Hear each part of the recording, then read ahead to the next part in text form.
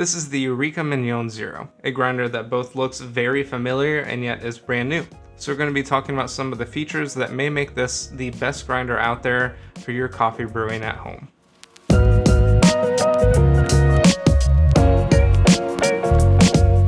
Hello, my name is Stephen Holm and I'm with HomeGrounds, a place that you can go to learn more about brewing and enjoying better quality coffee right at home. If you're new around here, welcome, and if you'd like to subscribe and like this video, that would really help us, and it would help you so you can see more content just like this. So this is the brand new Eureka Mignon Zero. It was sent to me from Chris's Coffee, so thank you so much to Chris's Coffee for lending this machine to me and a couple others that we're going to be reviewing in the future. They're a great place for any of your coffee brewing needs, whether it be grinders, brewers, home espresso machines, even commercial machines. They have extremely good customer service. They're really knowledgeable and helpful, so anything you ever need coffee brewing wise, definitely check out Chris's Coffee.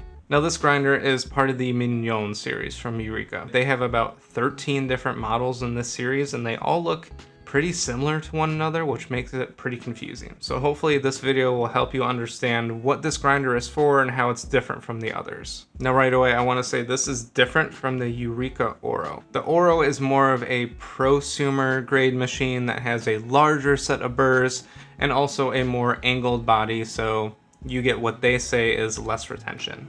Now the specs of this grinder. It has a set of 55mm flat hardened steel burrs in there. It has a 310 watt motor rotating at 1350 RPM. It has a stepless adjustment dial, which is actually adjusting the bottom burr set. So you're actually able to remove the entire upper burr without adjusting your grind setting, which is a really nice feature that we'll look at here soon. It is designed for both espresso and filter brewing. Kind of. There's a whole nother Eureka Mignon Zero brew, which is more so designed for filter brewing. So once again, we'll get into that later. It weighs 5.6 kilos or about 12.4 pounds.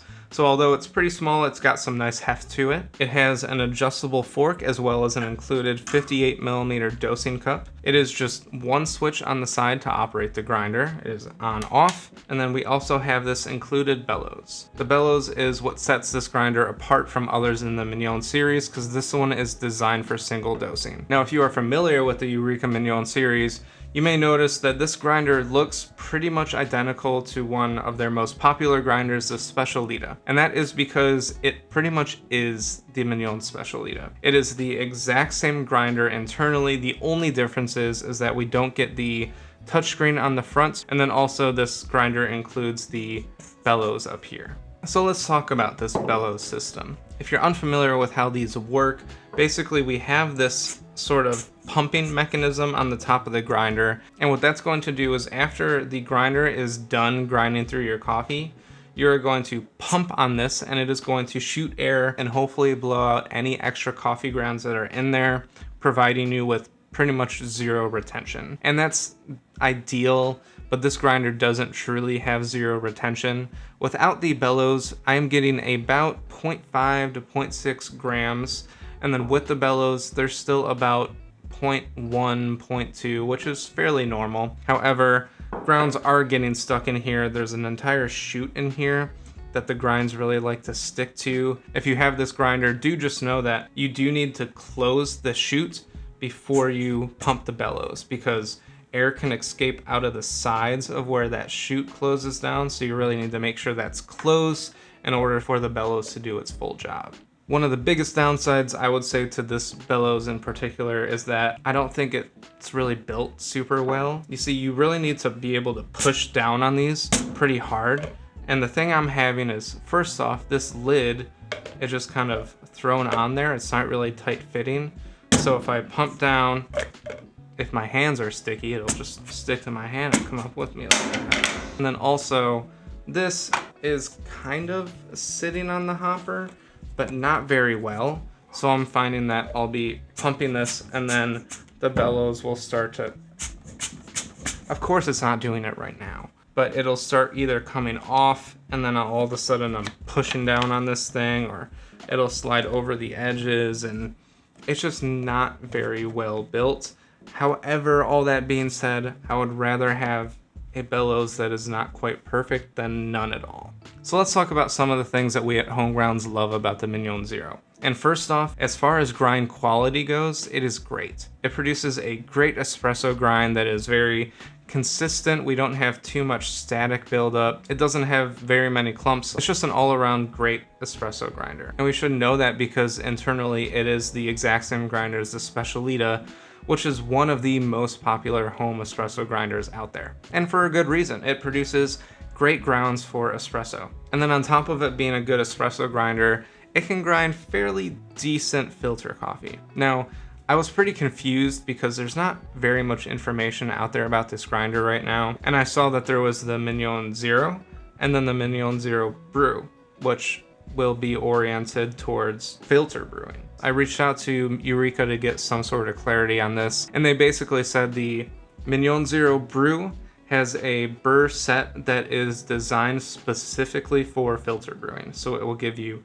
great results just with filter and not so much with espresso, versus this is designed for espresso, but it can still do filter brewing. It's just not perfected for that. And I would agree with that. Although this grinder can grind for filter coffee, I wouldn't necessarily recommend it as a filter focused grinder. Now, another thing that we love about this grinder is what I mentioned earlier, that the adjustment dial is actually adjusting the bottom burr set. And what that means is that we're able to remove the entire upper burr set in order to, say, clean or align your burrs, and you don't have to adjust your grind settings. And it's fairly easy to do all that.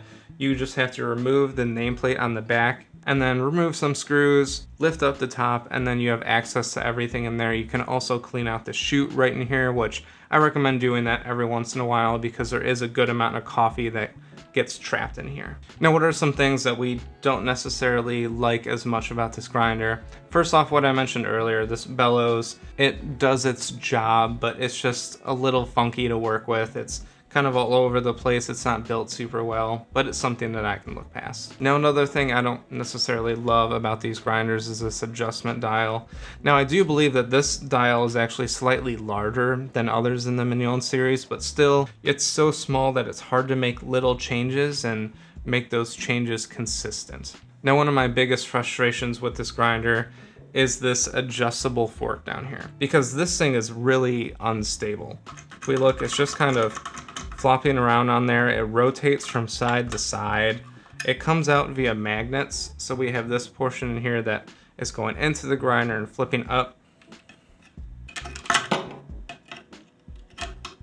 It's just quite annoying for me whenever I grind coffee. Now, all that being said, it's not affecting coffee making its way into the dosing cup. I've never had issues there, but just taking this dosing cup on and off and having these forks constantly moving, it's just a little bothersome for me. Now, all that being said, looking at the pros and cons of this grinder, who do we think it's for? Well, I think it is for someone who is looking for mainly a dedicated home espresso grinder. This grinds great coffee for espresso, all at only $500, which is a bargain for what you're getting here. And if you need to occasionally brew filter coffee, this can do it. So once again, thank you so much to Chris's Coffee for lending me this grinder. I'll have links for it down in the description down below. It's a wonderful grinder and something I would highly recommend. If you have any additional comments, questions, anything about this grinder, leave them in the comment section down below.